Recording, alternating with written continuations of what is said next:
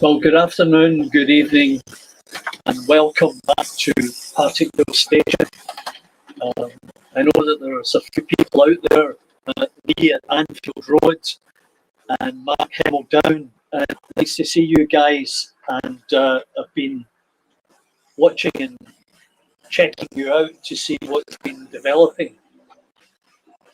So today, I'm going to be showing you a couple of things that have been going on here at the station, and I'm sure you'll find it interesting.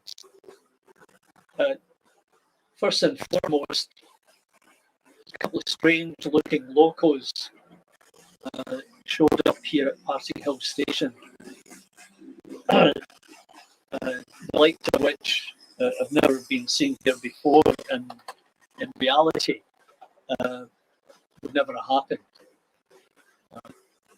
You guys know better than me. These are Western Locomotives, and they would never have been up in Glasgow. So the story behind these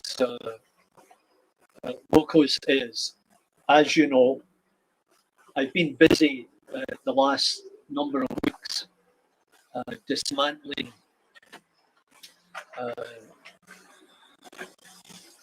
Mark,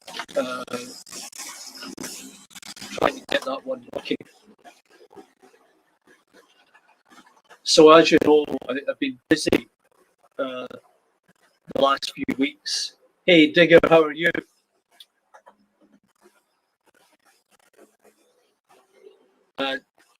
Yeah, I've been busy the last few weeks dismantling my late friend's layout. It was a big undertaking, to say the least. Now,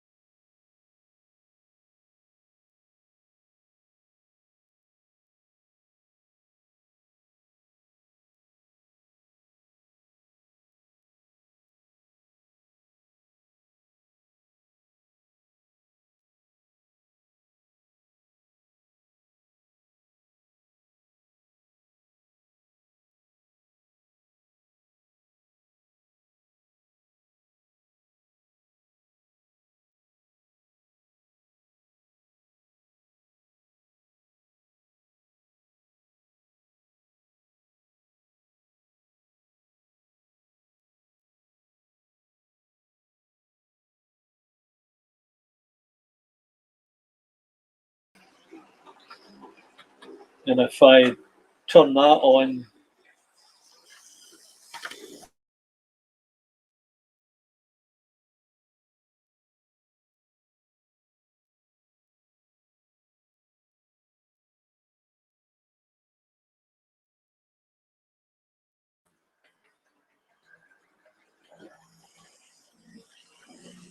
you can hear me now. It's all very confusing. So we'll just see how this goes for the moment. I'll just go with the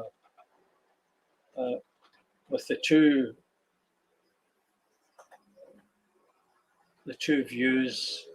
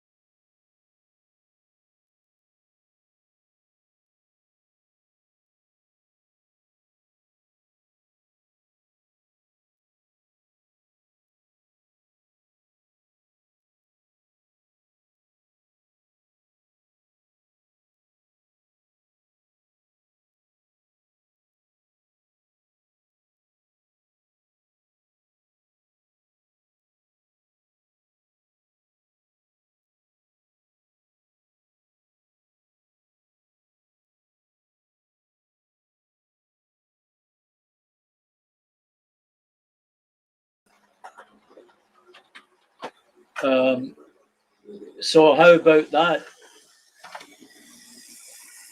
I think what I'll do is I will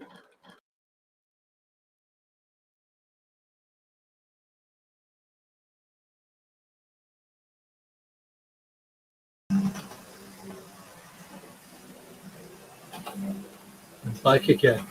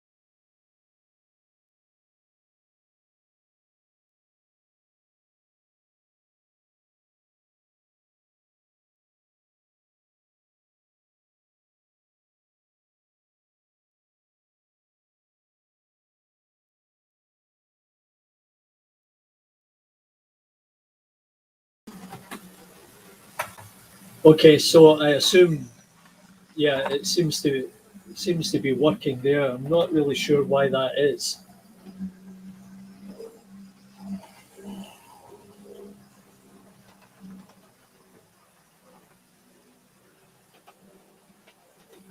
I had it working fine in the beginning. Okay, so let's see if I can get. Yeah, that should be good. Um, anyway, where was I? Before I was rudely interrupted by no audio. Anyway, so now I thought it was good to show you these two locos. Wardle Road, good afternoon. I'm honoured by your presence. Thanks very much for taking the time in your busy schedule to drop by Partickhill Station. I'm just telling the guys that I received these two Western locos from my friend's wife. He had passed away. Anyway, they're DC and they run really, really well. So there's a couple of things I want to show you. Find the camera that's best for this. So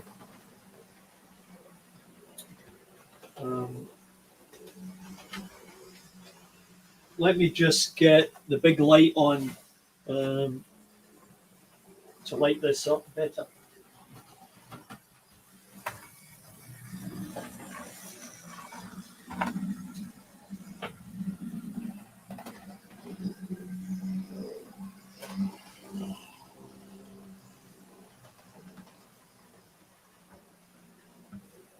Okay, so let's just see here. Right. Okay.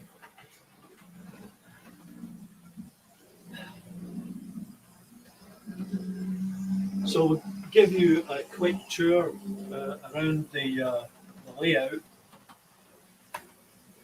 see if I can go with.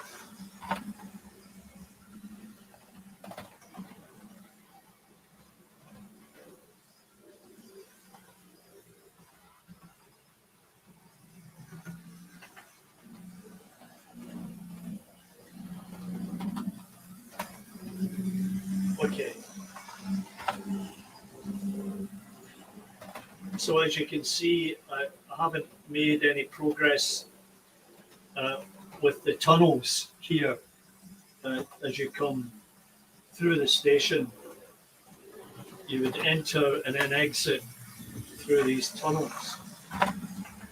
And, you know, this foam landscaping, this was from my friend's layout, and I picked up a couple of pieces. I'll change the colouring and make it grey because there was a lot of grey stone used in the Glasgow stations.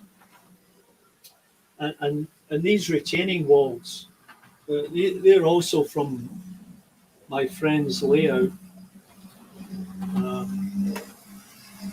The various types. As you can see, this was part of a ramp, and he just printed and glued these on. And there's a nice little factory building that he'd made. So moving around, he'd also printed out and made the canopy, and he made his own platforms. And just continuing through here with the retaining walls. Over there you get the scrapyard, which is in a bit of disarray, but I'll be getting to it. And then I was able to line that whole back wall just about with the retaining walls. And then a couple of the free factory downloads. One's sort of half finished and the other's nearly finished. And then you've seen this one before. Yeah, there we go. Is the Highland Church that I scratch built. And then I did a little exercise of taking another piece of my friend's layout and adding some foliage to it. Fills up a nice little corner there. Some scale scenes, buildings, and tank made from a tube, and then I capped the ends, painted it. There's another retaining wall section, and this piece was a kit that you had. I'll do something with that. A nice little idea with the small wall between the tracks. There's my own scratch built factory building, and a piece of retaining wall that I'd made. Here's another station. Now what I'm thinking here is running an end-to-end suburban line with an automatic return. I just received this in the mail from China, and I'll get that installed sometime in the near future.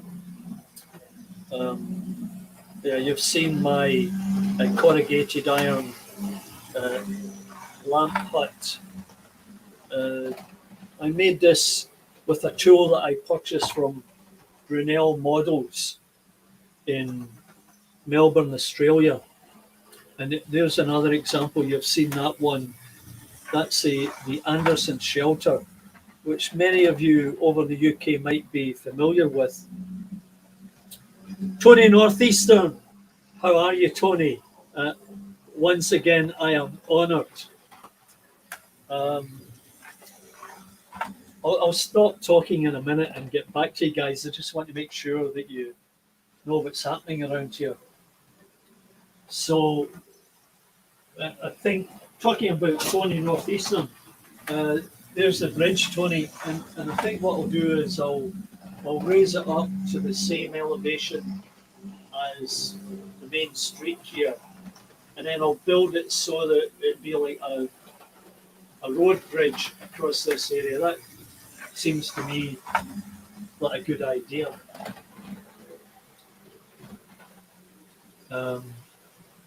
Yeah, and you've all seen the main street here and my Partickhill Station sign I 3D printed. It worked out really well. I was very pleased with that.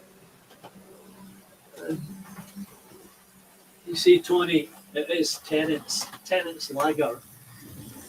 I'll have a pint, please.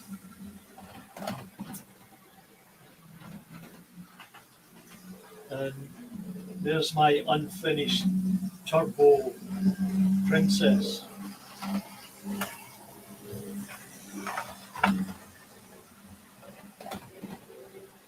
Now just I'll put this in here for a second, and then I'll check out what's going on. Yeah, Tony, I'll just get this up. Yeah, Tony, it does look very familiar. You should know because I was inspired by your model. And as you know, I made a couple of videos on how I constructed it out of mat board. Paul Vosman, nice to see you. With a gramophone needle, yeah, right.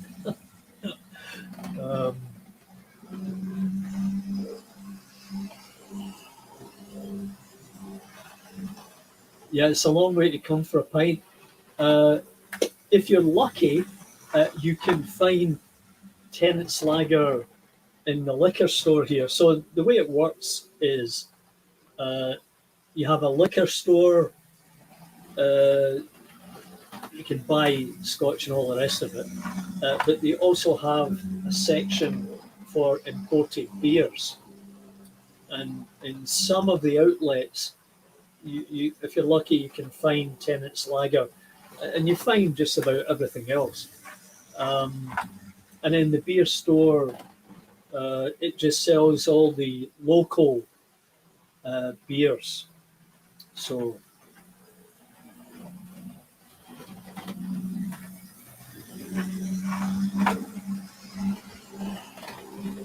anyway,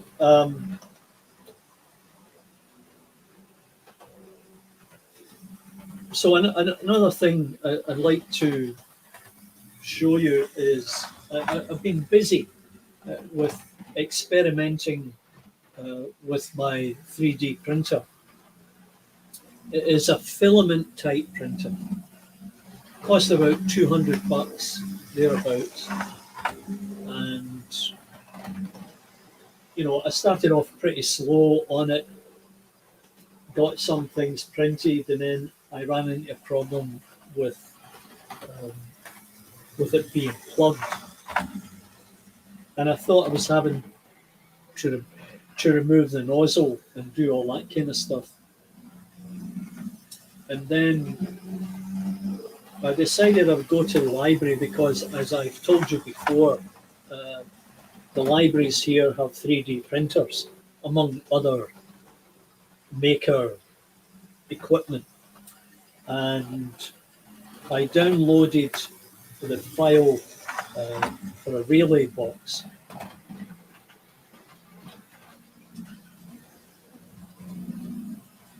So here's the relay box. Now, I asked the library to print me a few, and I made this model myself. I went into Tinkercad and I built this 3D model, and then exported it as to a G-code file that the printer would understand. Well, you export it as an STL, and it reads it as a G-code. So it turned out really good, but well, at least this was my attempt at it. Now that's got a little sort of four-corner peak roof, as you can see there, and painted it up a kind of light blue. Might not be the appropriate one, but this one here, I weathered it a bit, so it kind of looks the part. Rusted it. Anyway, so I went to the library and said, could you print me off a bunch of this file? So the girl went away and she did one for me and said, how's that? I said, that's great. So I'd ordered a bunch, but when they came back,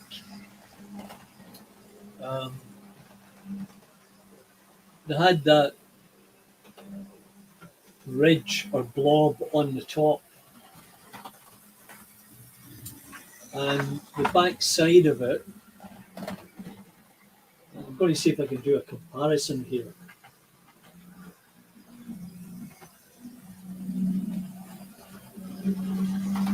So there's the two models. Now, this is mine with the little four-peak type roof, which I wouldn't do again because it's a little bit challenging for the printer. And the white one is the one that the library did. And as you can see on the back here, there are some leftover plastic. Now, the reason that was, she explained to me on her printer, she had to print it that way. Now, I don't believe her. I just don't get that because I printed these ones in the vertical position, turned out fine, and it just meant I had to smooth out the bottom there. Anyway, they'll be located around the layout, and I asked Tony if he could, Somerset, Andy, how are you? Asked Tony if he could give me some sizes of the ones that he has on his layout, and he kindly did that, and I'll get to modelling them too. Now, there are a couple of oil drums. Now,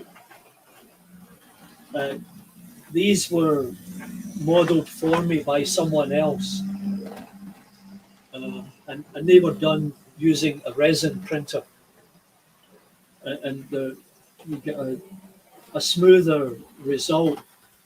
But you know, at that scale, you're not really going to see it. And I've painted it up. And understand there's basically three colours. There's this colour arrangement, a black, solid black, and then I think there was a blue one. But you know, I'll get to printing some more. And you know, there's an example of Jeff Redmond's prints. Some benches they sent me. Get out here. Yeah, they're really fine and nice. So if you're looking for any benches, you can get them from Jeff. Now, I've got lots of 3D printed stuff that I've got to get on the go, and I'll get round to that. In the meantime, yesterday, I think it was, Peter made a comment on the Monday Club's offering of a large structure, and I said, "Oh well, look, I don't know how much that would cost, but I made this myself, and that's made out of card, that grey card that you get in the back of a foolscap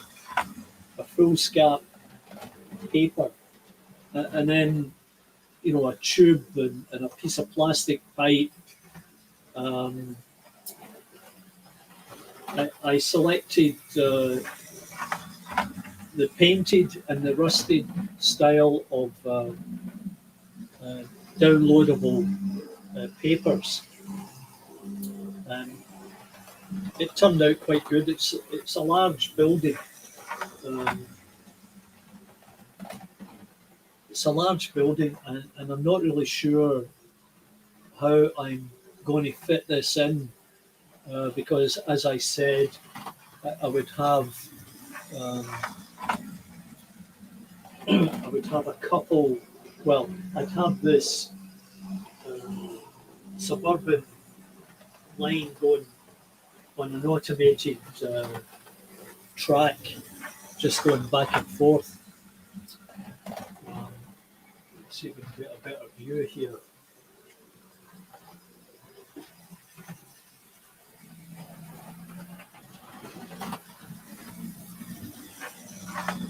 Yeah.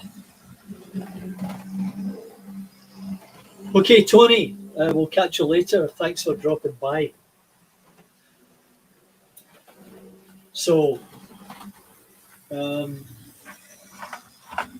yeah, that was most of what was going on. But one other thing here I'd like to show you. If you look back into my videos, you'll see one where I'm out looking for materials, and I go to a shoe store, and I came out with something, and I said, I'll show you later. Well, I then went on to make a video about making canvas from the paper that you get in shoe boxes. So here is the paper. Now, as you can see, it's kind of shiny and smooth. And after a number of coats of paint, I get this fabric type material, and I can crunch it up. Get this, I can crunch it up and then smooth it out again. You got to be careful, you might make a hole just like I did. But, great as canvas material to be put over a load.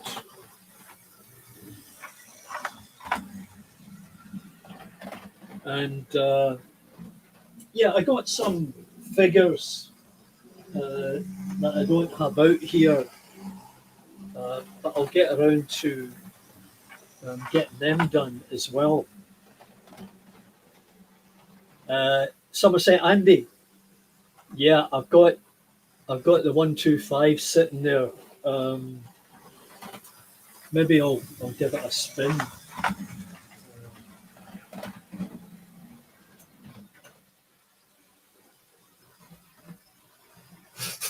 You just bear with me for a second.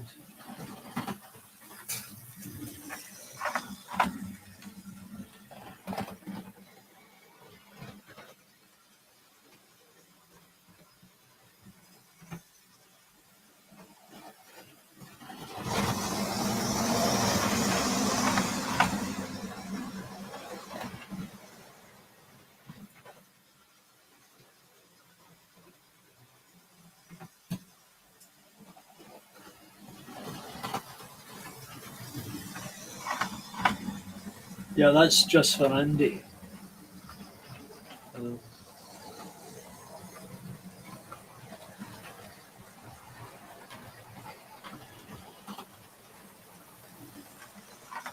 That's a nice set. It runs really smooth.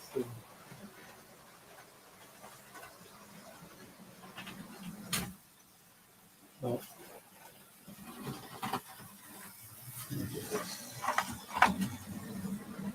I haven't quite got the retaining walls set up properly. I just dropped them in here for effect. And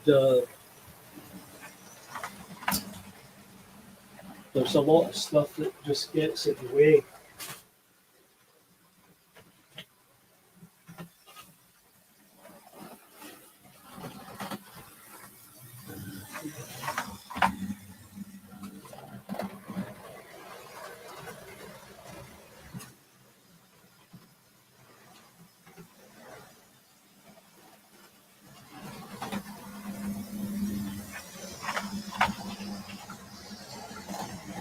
Yeah, so what I'm also doing is I'm trying to add in a third line here, and I put a crossover in where the HST just passed there. Maybe I could show that. So as you can see, I added in that crossover, and I made a little video about that too. And I think what I have to do is put some isolating fish plates in here somewhere, and I'm not really clear on that yet, because it means that I can't run anything presently on this line here, because I don't have it wired. Anyway, that's just another little chore that I've got to do.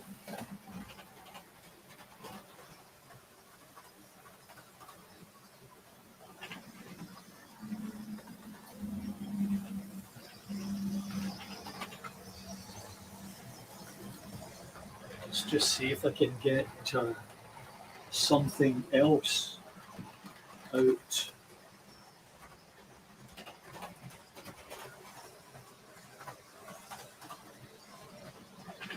Tom Houston, nice of you to drop by, Tom.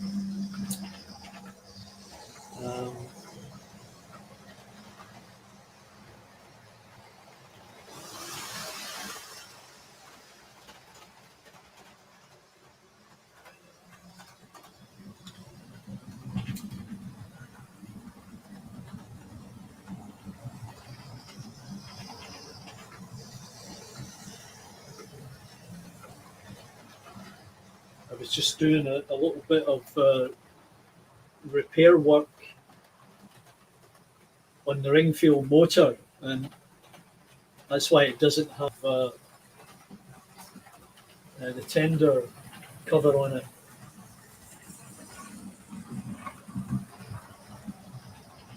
It's one of these things that I forgot to do in the process of trying to get up and running today.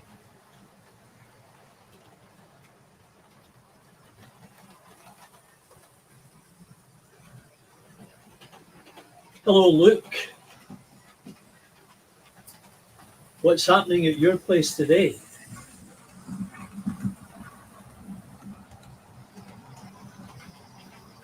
Have you seen any unusual buses?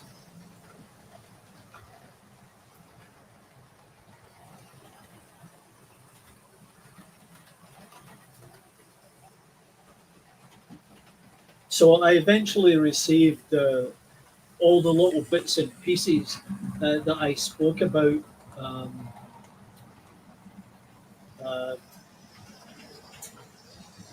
that I had ordered previously, and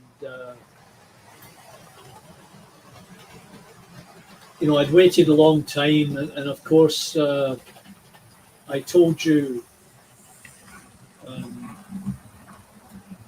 that whole sad story about my sister trying to come over here and not being able to get on board the plane, and as a consequence, um,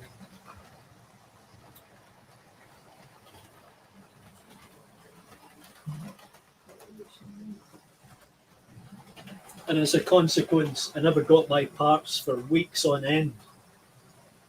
Anyway, I eventually got all the pieces, including those brass cogs that are needed for the Ringfield motors. Now, that particular Ringfield motor does have the brass cog on it, and I just cleaned it up and oiled it, and it runs great. Whereas it was making a lot of noise and was squealing for a while.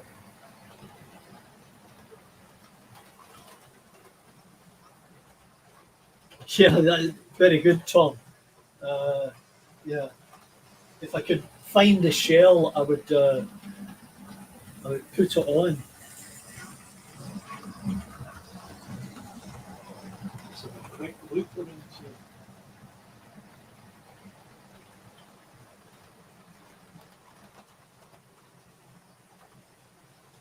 Yeah, the problem is always space, and being able to take things out of boxes and put them on the tracks, and then change them out again. It's an ongoing process.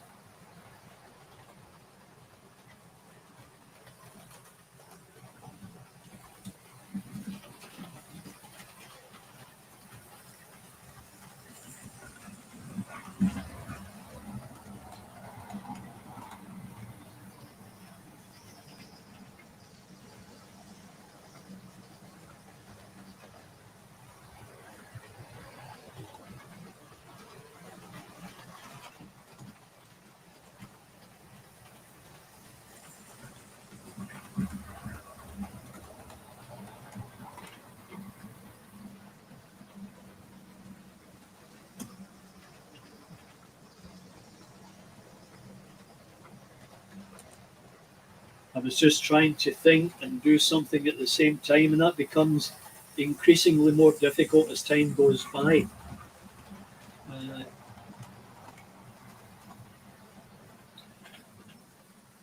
yeah, Mark, how true is that?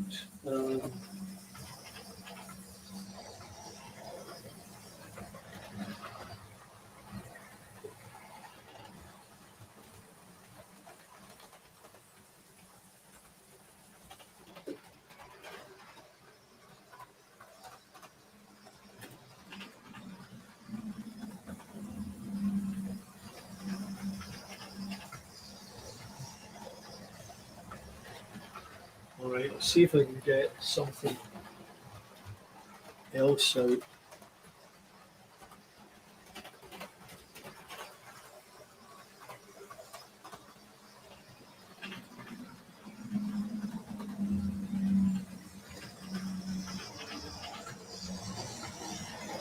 I'll pull that HSD in for a second.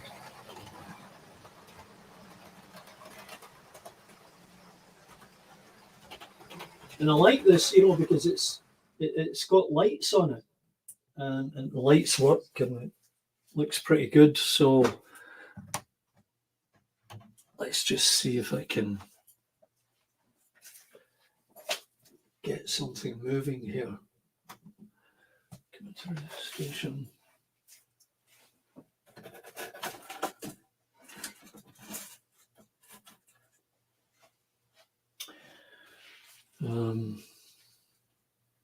Not really sure if I can get this to work.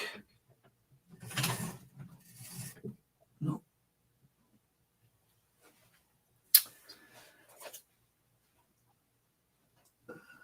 Around there.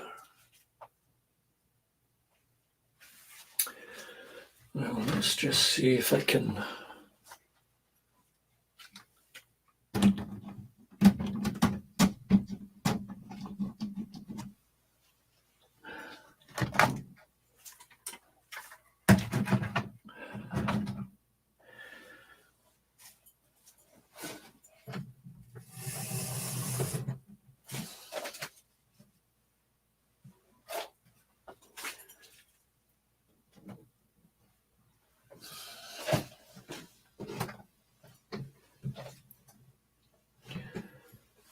Yeah, I'm still here, lads. I'm just trying to get something moving.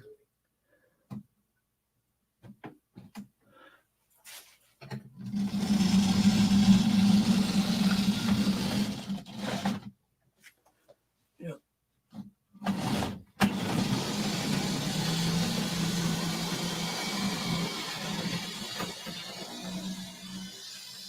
Oh, Alan Reynolds in southern Spain.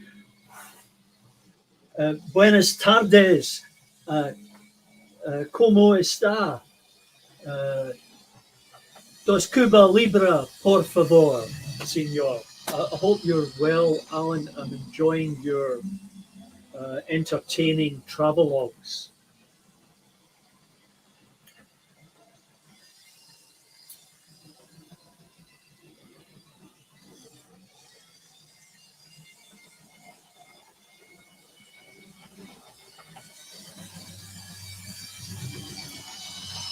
Yeah, if you haven't seen Alan's videos, they're quite entertaining. You know, I like the travelogue aspect. Not too many trains down there, but he's picked up a few on the way, or at least he's seen them. And that's all worked out great. And nice lifestyle driving down the coast there. A number of years back, we were in Fuengirola, I think it was called. And we drove all the way down to Gibraltar along that highway, but it was a toll highway at the time. And interestingly enough, the company that owned that toll business also owned a toll highway here in Ontario that cuts right across the top end of Toronto to relieve the traffic congestion. It's daylight robbery.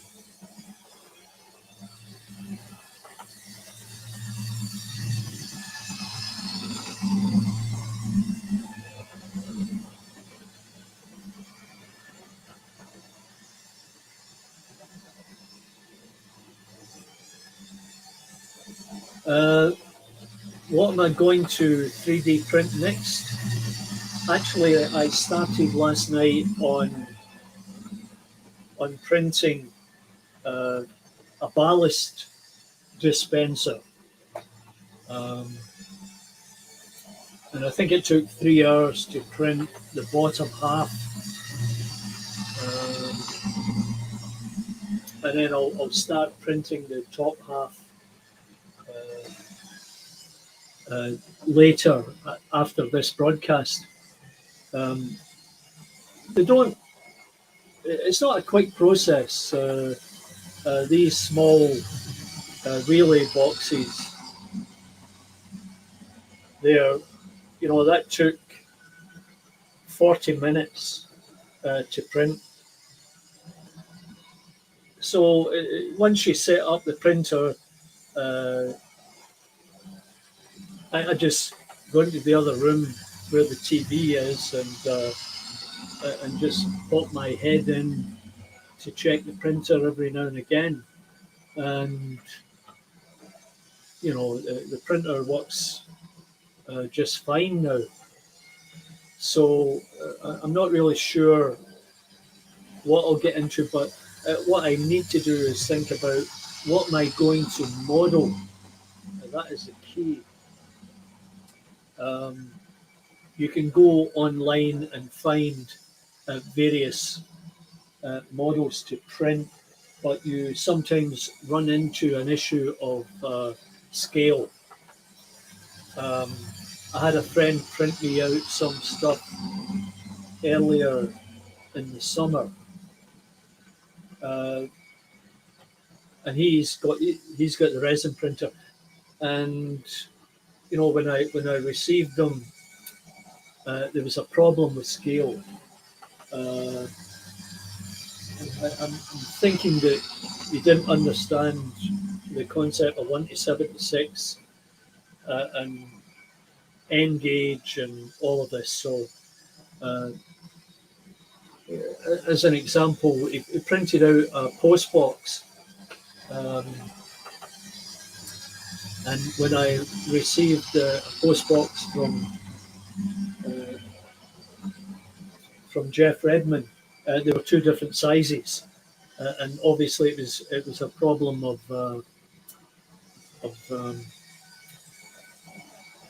scale. So if you're not familiar with the scale thing, you really have to think about it before you start printing. Anyway, so I can model, and as I said, I use Tinkercad, which is fairly simple, and I will think about what else I'm going to be printing, and then I'll model them, and I'll see what happens.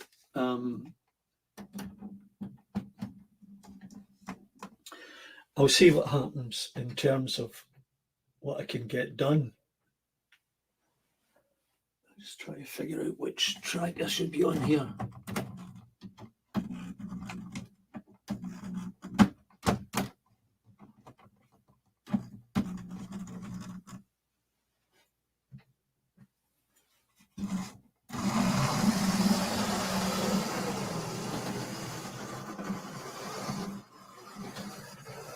Now, I've only got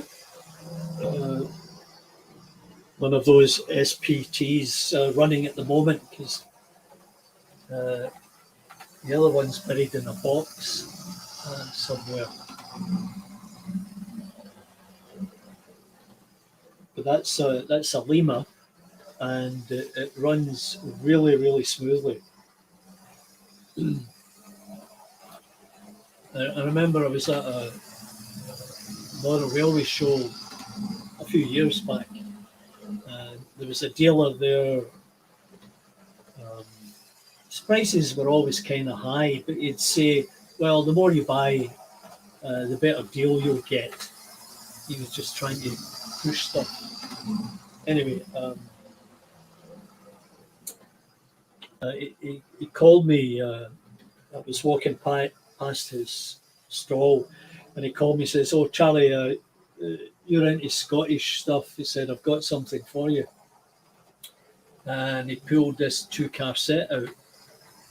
And I got a good deal on it. I think it might have sat there for some time had I not ventured over to his area. Anyway, as I say, it runs really smoothly, and it's a nice little addition. And I might use that for the end-to-end track that I'm going to put in. And I'm still, let's see, 40 minutes back, looked at some couple of things on Thingiverse. What was put off by the print time. Yeah, that's true. It's not a quick process. You just have to start it, walk away, and come back. I think I spent 3 or 4 hours printing 9 of those little relay boxes. So that's another aspect that you can think about is, well, I'd like to print something. Maybe I'll print a bunch of them. And if you do that, you can just leave it and see how it goes.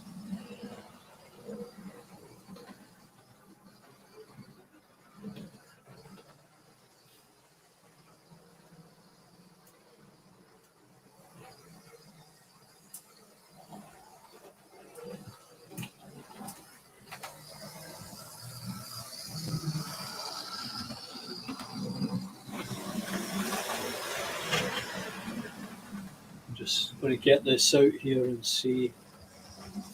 I mean, I look at Thingiverse and a couple other sites just to see what other people have built. And, you know, there's some interesting, useful pieces out there. So,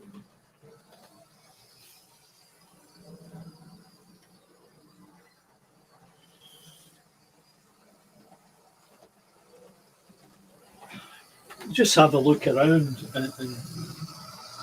and see what you can find. Try to get something else working here.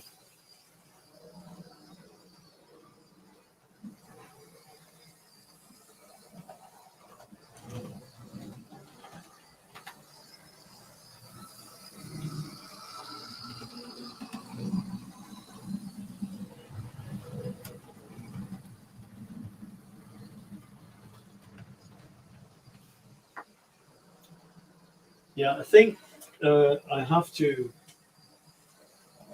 get that third track wired up.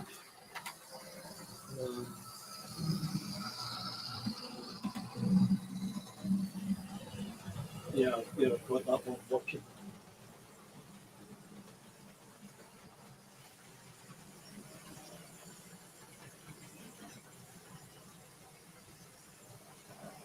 I just got a message that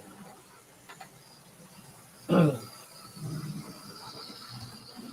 running out of power.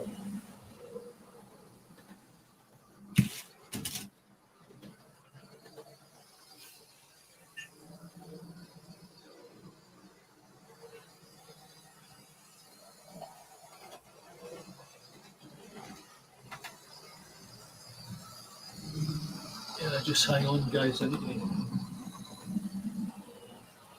move things around a little bit here. See if I can get.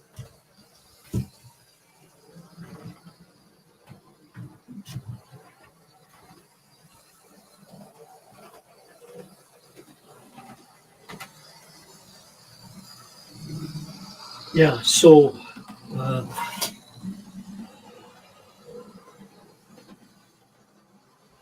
yeah, there's Alan missing his model railway, I guess so. So Alan, how long are you going to be down there? That's the question. There's Tom. I'm working on a replacement front balance for an A4 OpenSCAD. I'm a software guy, so OpenSCAD was the obvious choice for me. You know, I've never heard of that, Tom. I was in consulting engineering for many years, and primarily in mineral mining processing. And we were a committed Bentley software company, and that was our premier software that we used. I mean, we used other things like AutoCAD when the client specified it. SolidWorks was used by some of the departments, but OpenSCAD, I don't know about that. Obviously,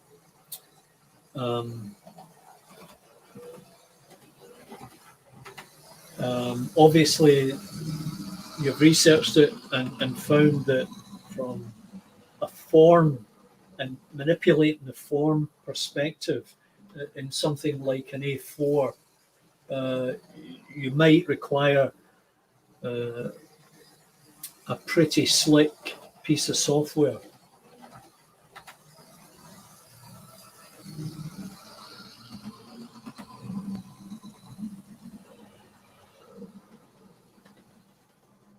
Oh, back on the 4th of December. That's pretty good. A friend of mine does that. I think I mentioned to Alan. He's up somewhere around about Nottingham. Some French-sounding town, and yeah, he spends the winter down there, but would fly home at Christmas type thing and then go back down again.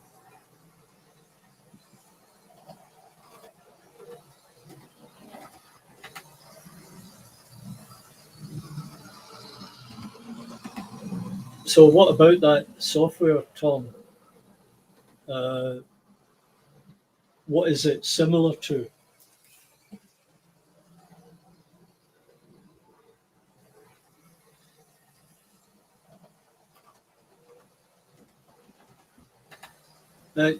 Another question I have, guys, is this a reasonable day and time to do a broadcast? Because I know there's lots of options out there, and I don't want to rain in anybody's parade, and just get the right day and time so that everybody can join in if they have time. But in the meantime, a couple of shout outs here. There's a guy called Andy Russell, another Scottish guy from Glasgow. You may be familiar with. He's with Maxwell Park, and they also do model tram cars. I saw them at Model Rail Scotland in Glasgow the last time it was there,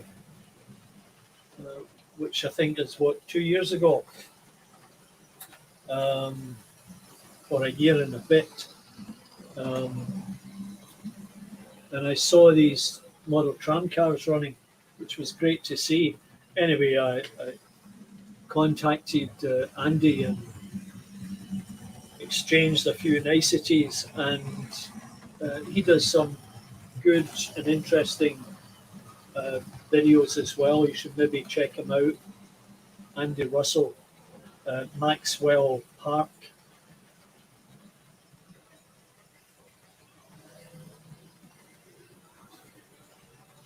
And Barry Davis, yeah, Barry's always got something interesting to convey.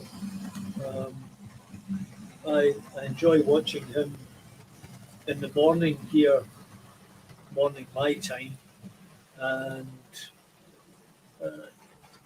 see and listen to him as he reminisces about some earlier models and the pros and cons of buying new as opposed to old new, which he has found. Now that train going around just now, that's that Lima 060. I put some additional weights in it, and it runs a lot better. So I've got it hooked up with the Spitfire in the old Carabelle car transporter that I chopped up to suit, an engineering department wagon. So it's different, it's interesting, and you know, it may not be prototypically correct, but after all, this is a model railway.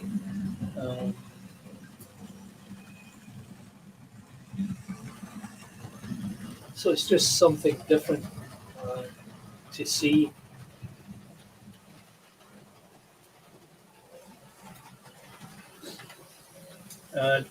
I guess you guys have had an opportunity to get to a show, a model show recently. I've seen that there have been a couple of them open, and some of you were able to pick up some stuff.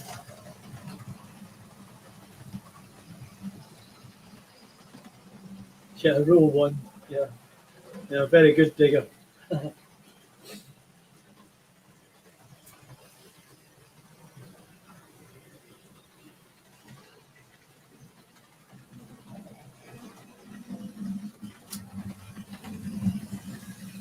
Yeah, I found with this particular Andrew Dobson. Hello, we have sound today, Andrew, so you're okay.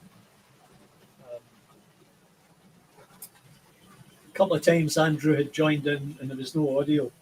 Always a challenge. So if you look back through my channel, um, you would see that I started out with one track and the Coronation Scot, and I had one track going all the way around, and I let this Coronation Scot blast through, and it was great, and it was. But then it was a case of, well, how do I develop it? And I went through that whole process. Um, I'm going to see if I can show you.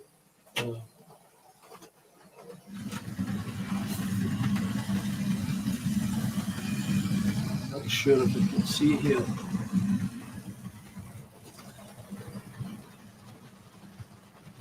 Sometimes. Oh yeah, here we go.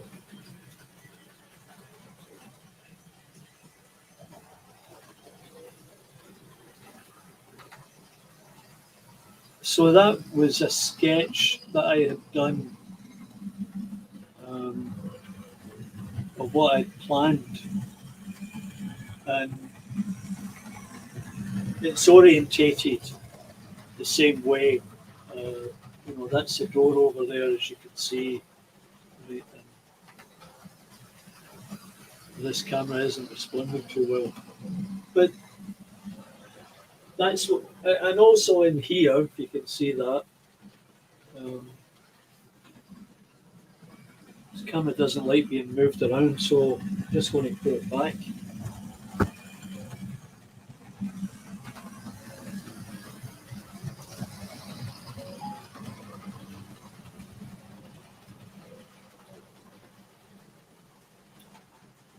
Anyway, yeah, some of the cameras don't like being moved. So, I started out with one track, and then with this friend of mine who had passed away, he and I would get together and talk about how to develop a small uh, model railway of this size and what I'd like to do. Um, he was also interested in shunting, whereas I'm not. I just like to see the trains run, and as a consequence, that's what I came up with.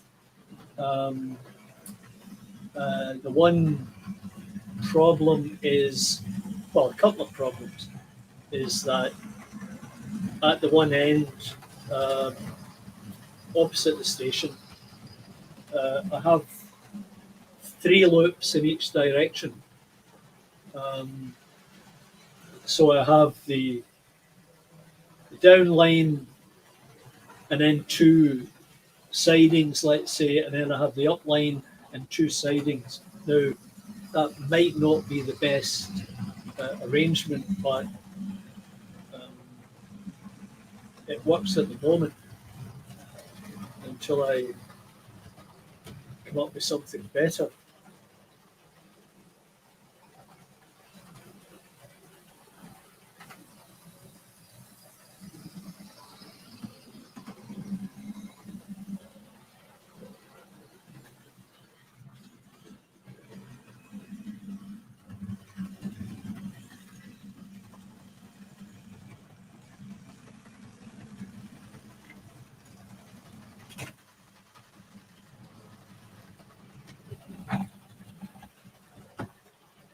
I'm just going to try and pull something else out here.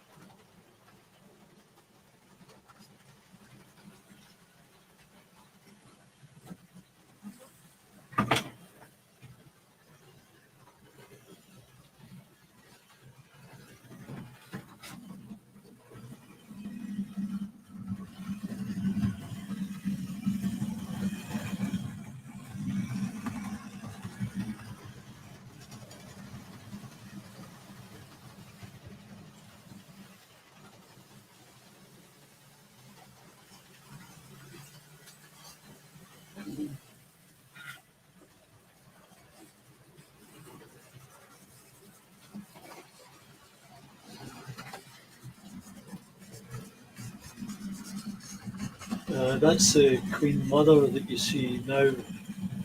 I think it needs a little bit of a clean up.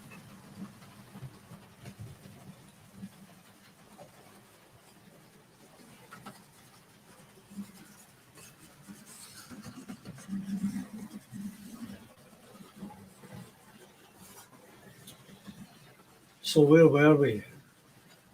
My digger's off, Phil. Good of you to drop by, Digger. We'll see you next time. Thanks for coming.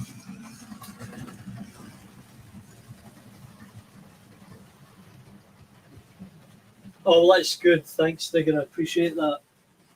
Yeah. I don't ask people, at least I don't think I ask people to subscribe that often.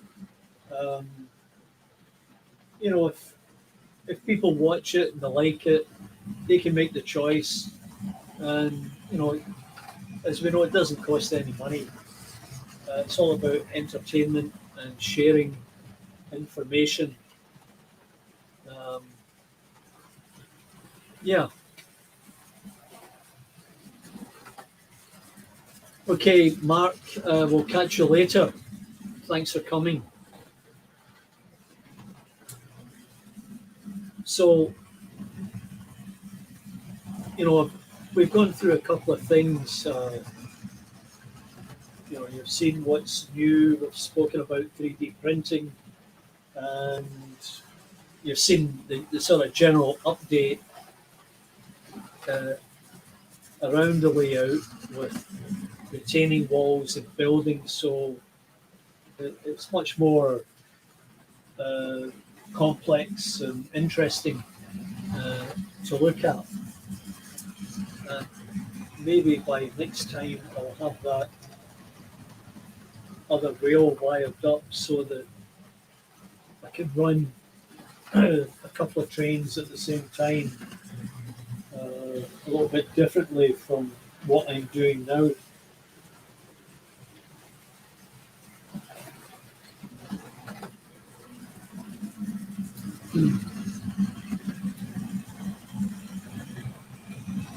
And given that I've been on just about an hour, that's fairly good.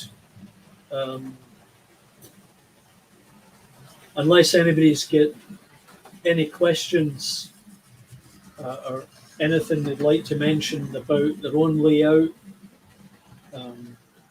please jump in and be happy to chat with you about it.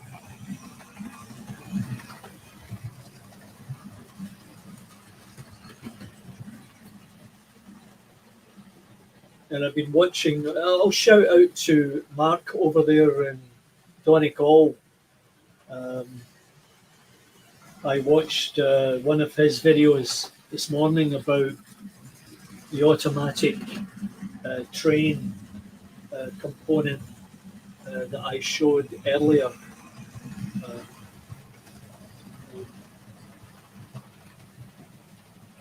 This one here. Difficult to get it into view.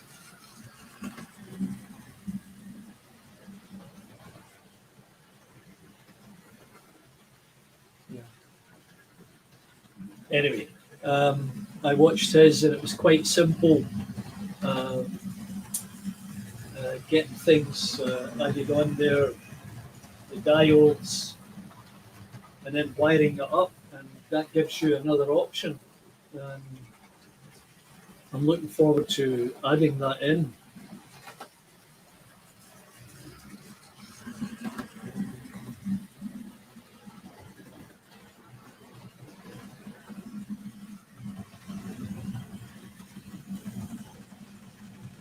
So it's 2:51 here in Toronto. That means it's 8:51 because you're 4 hours ahead of us right now. Our clocks change this coming weekend. Then we go back to 5. But nearly 9 p.m. in your neck of the woods. I think it's time to say thank you very much for joining in. really appreciate everybody that has a look, that gives me a like, and those that subscribe. As you all know, at least those of you who do your own videos, like Mark and Andy and Alan, Digger, and everybody else, it takes a bit of effort, and your enthusiasm is really appreciated.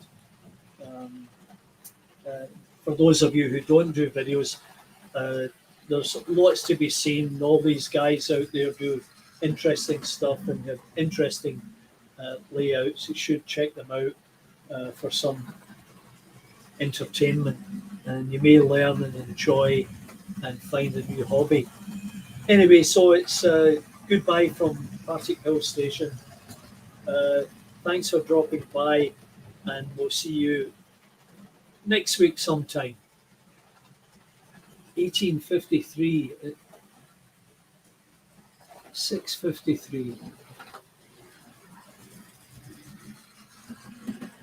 Oh, sorry, that's right. 426. Yeah, okay. Sorry about that. 6:53. I was getting ahead of myself, let's say. Yeah, good call. And thanks very much, Tom, and everybody else. And good night to everybody. Enjoy your evening, and hopefully we'll see you next week round about the same time.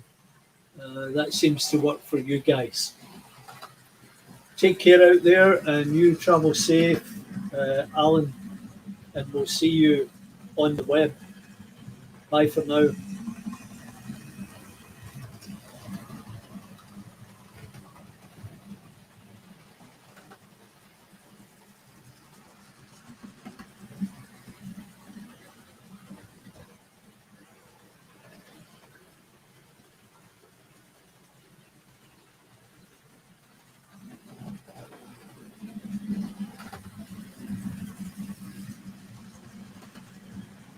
Yeah, thank you, Somerset Andy. Appreciate that.